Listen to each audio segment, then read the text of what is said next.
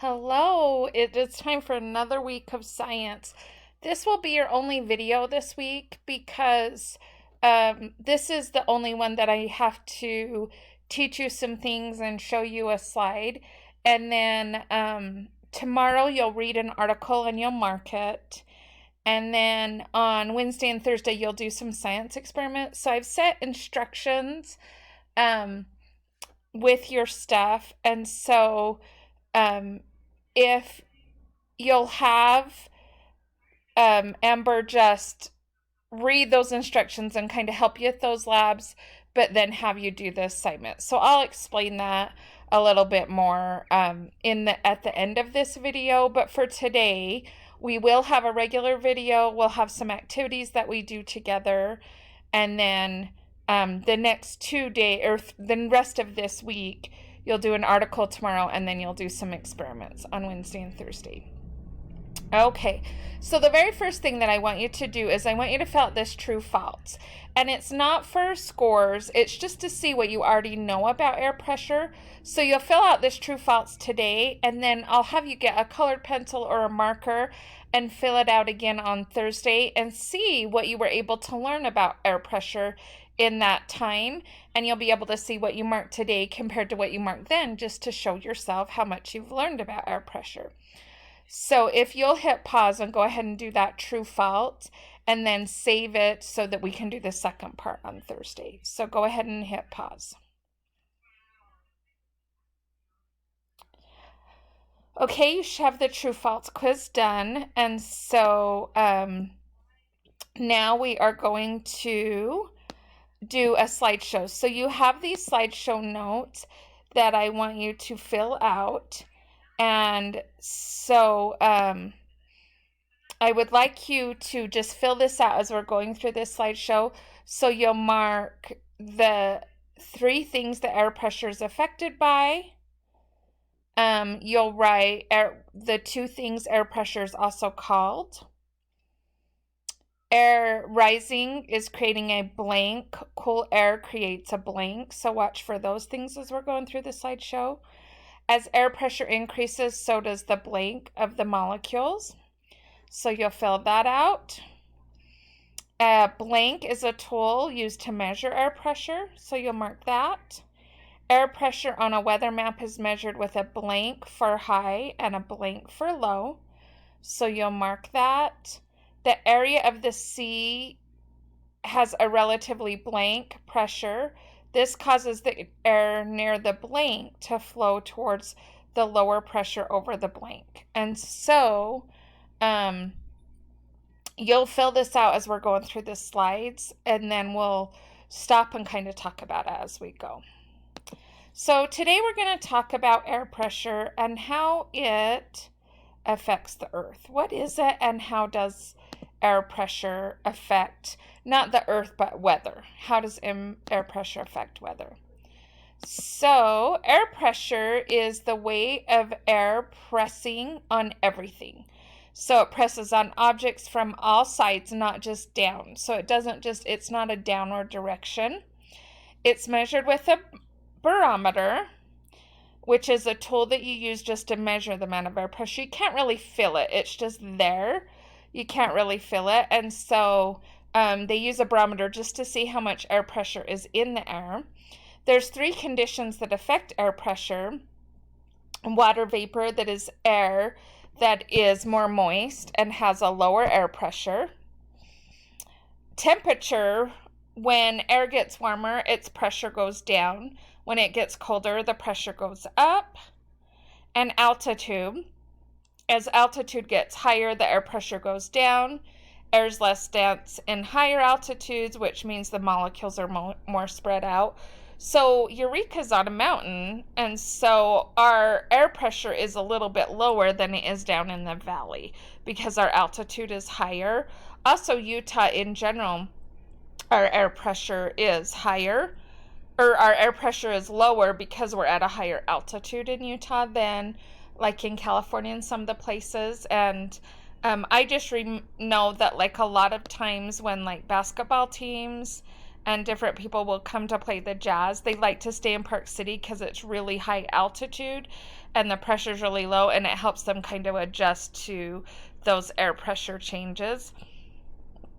But also when the air pressure changes from the temperature and what's happening with the temperature, it also changes the weather. So the water vapor, the temperature, and the altitude affect all of those things.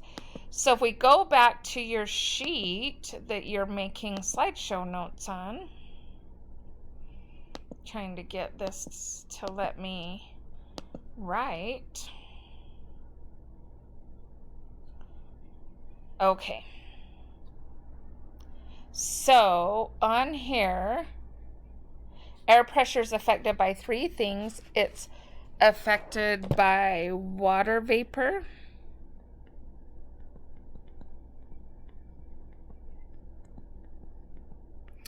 and temperature,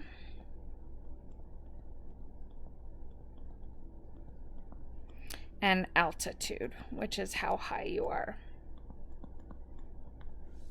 So it told us to answer the three things that air pressure is affected by, but it also told us a barometer is used to measure air pressure. So you can fill those things out. Okay. So if we go to our next slide, if you need more time to write this down, hit pause, and then you can come back to the video to continue watching. Okay. So here's our two things that air pressure is called. Air pressure is sometimes called atmospheric pressure or barometric pressure. So if we go back to our notes, we can write those things. Uh-oh. Where did our notes go? Hold on. Oh, I don't know what happened to our notes. I'm going to have to make new ones again. So let me go back here. It didn't save our notes, so I'm going to try again. So it's affected by water vapor, temperature, and altitude. It's also called barometric pressure and atmospheric. Sorry, my handwriting is so awful. It's really hard to write on this screen with this digital pencil. And then a barometer is the tool that we use.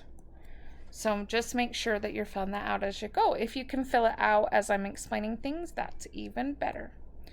Okay, so remember, if I'm going too fast, you need more time, you can always back up, or you can hit pause at any time. So on a weather map, H indicates the location of high air pressure and L indicates the location of low air pressure. So in high pressure zone, air pressure is higher than in the surrounding air. In a low pressure zone, air pressure is lower than the surrounding air. So you can see on this map the H's and the L's, so the low pressure and the high pressure. And there's this question down here that says, do you see high pressure or low pressure off the coast of Florida? So this state right here is Florida. So off the coast of Florida, we see high air pressure. So if we go back to our notes, let's see, I need to go right here. If we go back to our notes, it says air pressure on our weather map is measured with an H for high air pressure and L for low air pressure.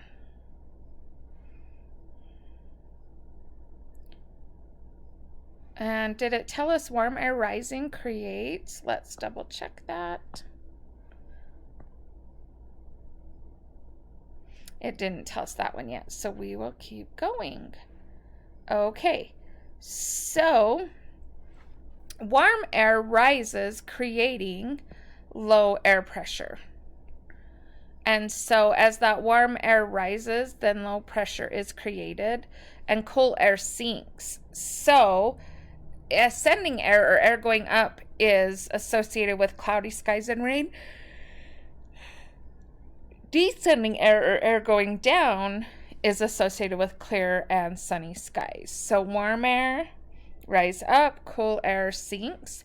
So pressure in the atmosphere is created by the weight of an atmosphere pushing down on the surface. The air heated at the surface rises, producing low air pressure zone. Air in a surrounding location will rush to fill the space. As air cools, it will sink back down to the surface of the earth. When the air reaches the ground, it will create a high pressure zone. Winds tend to blow from high air pressure areas to low air pressure areas. The greatest difference between the two air pressure zones, the stronger the wind. So the more space there is between those zones, you're going to have more wind. So if we go back to our notes, warm air rising creates blank, cool air sinking creates. So if we go here,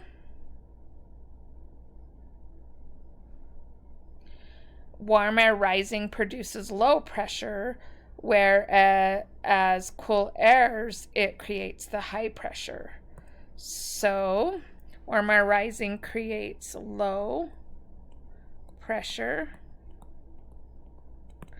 Cool air sinks, creating high pressure.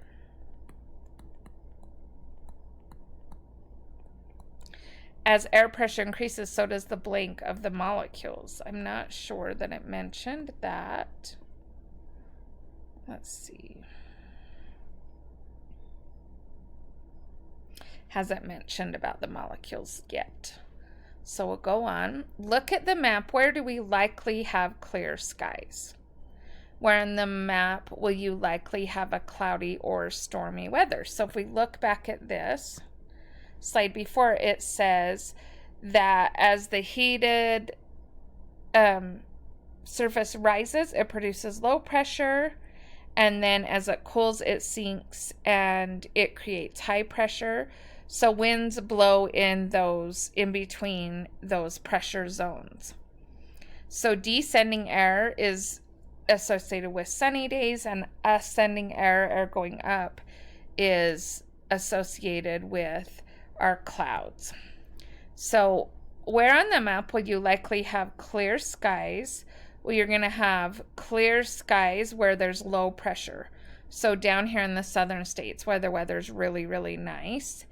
And you'll have cloudy or stormy weather where there's high pressure, because it's pushing that up towards the sky rather than pushing it down.